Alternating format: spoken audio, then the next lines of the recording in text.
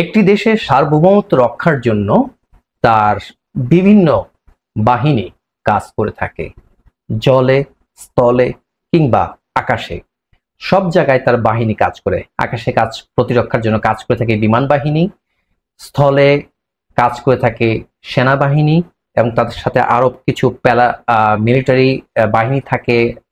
পাশাপাশি জলে থাকে হচ্ছে নৌবাহিনী। তেমনি বাংলাদেশের জন্য, বাংলাদেশের সার্বভৌমত্ব রক্ষা করার জন্য আমাদের এই ধরনের লক্ষাধিক জনবল কাজ করছে আমাদের দেশ ও মাতৃকা রক্ষার জন্য। আমরা তাদেরকে স্যালুট জানাই। হ্যাঁ বন্ধুরা, আজকে আমার এই ভিডিওটা হচ্ছে নতুন একটা ভিডিও রিঅ্যাকশন নিয়ে। আমরা জানি বাংলাদেশ সশস্ত্র বাহিনী, তার অধীনে অনেক বাহিনী কাজ করে। সশস্ত্র মানে সকল সশস্ত্র বাহিনী একসাথে এটাকে করা হয়। এটাকে তারা যার যার ডিপার্টমেন্ট ওয়াইজ তাদের দায়িত্ব কর্তব্য পালন করে থাকে দেশ ও দেশের মাতৃকা রক্ষার জন্য। পাশাপাশি যদি তাদের কোনো কাজের প্রয়োজন হয় তারা দেশের বাইরে গিয়েও কিন্তু নানান কাজে যুক্ত হয়ে থাকে। যেমনটা শান্তি রক্ষার জন্য বাংলাদেশ থেকে সশস্ত্র বাহিনী যে সদস্য আছেন তারা সুনামের সাথে দীর্ঘদিন যাবৎ আফ্রিকা এবং অন্যান্য দেশে কিন্তু শান্তি প্রতিষ্ঠায় কাজ করে যাচ্ছেন। এই জন্য তাদের আমরা আবারও স্যালুট জানাই। সো গতকালকে একটা ভিডিও রিলিজ করেছে আমার সোনার বাংলা নামে, আইএসপিআর বাংলাদেশ থেকে। তো চলুন আগে সেটা দেখি, তারপর কথা বলা যাবে। তাহলে কথা না বলে দেখে নেওয়া যাক। 3, 2, 1, লেটস প্লে।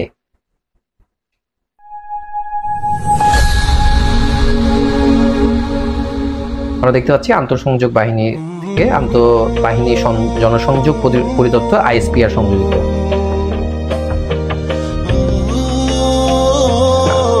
জেনারেল ওয়াকারকে দেখলাম, উনি গত 5 আগস্টে জাতির উদ্দেশ্যে ভাষণ দিয়েছিলেন, যার পরবর্তীতে নতুন বাংলাদেশের আবির্ভাব হয়।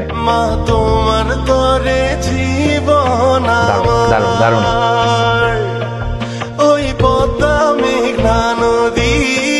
সবুজ শ্যামল ভূমি সবটুকু জুড়ে আবেগ আমার।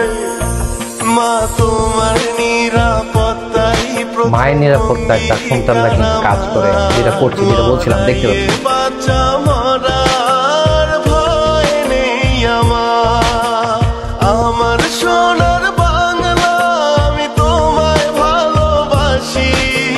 বাংলা মায়ের জন্য আমি জীবন দিতেও রাজি। আমার সোনার বাংলা, আমি তোমায় ভালোবাসি। বাংলা মায়ের জন্য আমি জীবন দিতেও রাজি।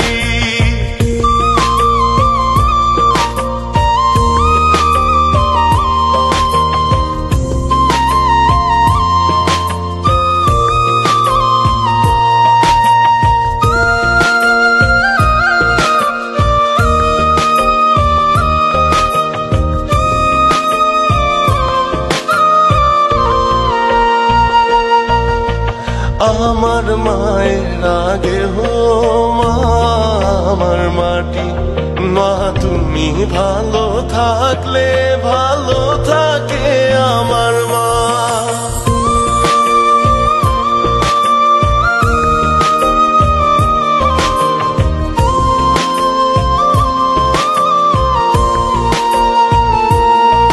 বিনিদ্রা পথ চলা, সীমানা ঘেরা পথে শত্রু কখন আসে নেই তা কারো জানা। কখন জানি না ফিরবো কি ঘরে, ভেবে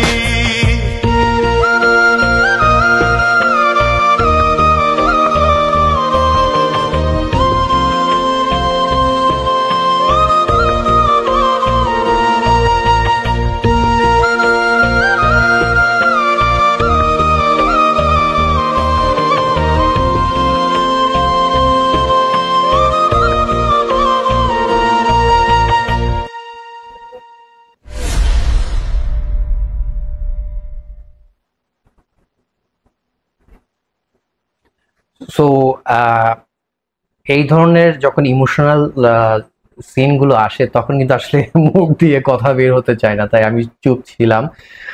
যেটা বলছিলাম, it's a proud moment for any person those who are serving their nation like this way.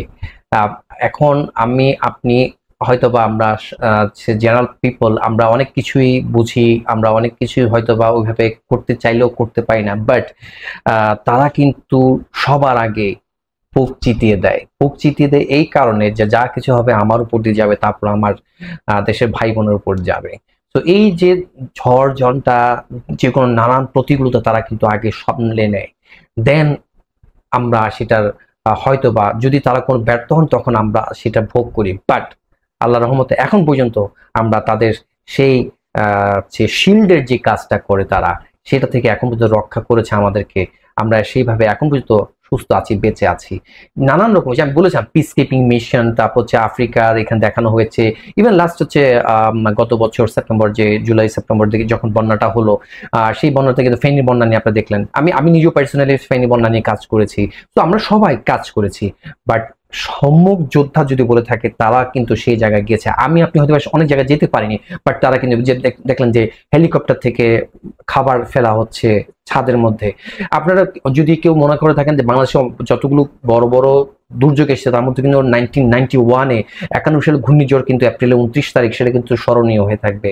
সেই সময় আমি অনেক ছোট ছিলাম, ক্লাস 4-এ পড়ি। তো সেই সময়কার স্মৃতি আমার মানে স্মরণ হলো যে ওই সময় আমিও কিন্তু এরকম রিলিফ নিয়েছি। সেটা লজ্জা নেই, কারণ হচ্ছে যে আমাদের যা ছিল সবকিছু কিন্তু নষ্ট হয়ে গিয়েছিল। তার আগের দিন বিকেল বেলা কিন্তু ঘরে চাল নিয়ে এসেছিল বস্তা ভরে, নতুন চাল, সেটাও কিন্তু মাটি কাদায় নষ্ট হয়ে গেছিল, খেতে পারি না আমরা কয়েকদিন। তো আমরা জানি যে এইরকম দুর্যোগ পরিস্থিতিতে কি রকম মানুষের কষ্ট হয়ে থাকে, সেটা আমি ছোটবেলায় ফিল করেছিলাম। সো আন্তঃসংযোগ বা জনসংযোগ যে ইয়েটা তাদের তরফ থেকে যেটা আসছে ISPR বাংলাদেশ থেকে, এটা আসলে উদ্বুদ্ধ করা, এবং যে তারা যে এতগুলো ডিফেন্স মানে নানান ওয়েতে তারা কাজ করছে। আমরা দেখলাম জল, স্থল, অন্তরিক্ষে সব জায়গায় তারা আছে, তাই না? পাশাপাশি হচ্ছে সাবমেরিন, দেখেন আপনি সাবমেরিনদের যেটা বলা হয়েছে। সো আমরা জানি যে আগামী জুন মাসে যে বাজেট আসতে যাচ্ছে, সেখানে এবার স্মরণকাল সর্বোচ্চ আপনার বাজেট রাখা হচ্ছে, যাতে করে আমাদের প্রতিরক্ষা বাহিনীগুলো তাদের ইকুইপমেন্টস গুলো আরো আধুনিকায়ন করতে পারে, যেটা দেশ ও মাতৃকা রক্ষার্থে কাজে লাগবে। কারণ রিসেন্ট আমরা দেখেছি যে ভারত পাকিস্তানের সাথে যে ফাইট হলো, সেই ক্ষেত্রে আসলে অনেক ক্ষতি হয়েছে। আমরা বাংলাদেশ যেটা হয়, সেনাবাহিনী কখনো আগে অ্যাটাক করে না, ডিফেন্সিভ মোডে থাকে, দেন প্রয়োজন হলে অ্যাটাক করে। এটা হচ্ছে বাংলাদেশের সেনাবাহিনী ডিফেন্সের নীতি। তো আমরা প্রত্যাশা করব এরকম কখনো আমাদের পরিস্থিতি না আসুক, বাট প্রস্তুতি নিতে হলে তাদেরকে এই জায়গাটা বাজেট বাড়াতে হবে, এবং সরকার সেই জায়গাটা কাজ করছে। তো আমরা প্রত্যাশা করব এই জায়গায় আগামী বাজেটে যে বাজেট বরাদ্দ রাখা হচ্ছে সেটা সর্বোত্তম ব্যবহার করা হবে, এবং যারা এই বাহিনীতে যে কাজ করছেন, সেনাবাহিনী প্রধান থেকে শুরু করে নৌ বিমান বাহিনীর প্রধান এবং তাদের সকল স্তরের সদস্য, সকল বাহিনী যারা আছে, ইভেন আমার বর্ডার গার্ড কিন্তু তারা বর্ডার কি করছে, রক্ষা করছে, তাদের প্রত্যেকে আবারও সেলুট দিচ্ছি।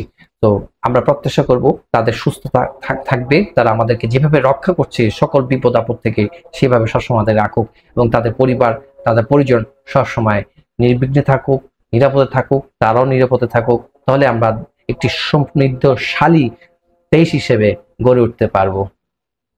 সবাই ভালো থাকবেন। পরবর্তী ভিডিও দেখার আমন্ত্রণ রইল। আল্লাহ হাফেজ।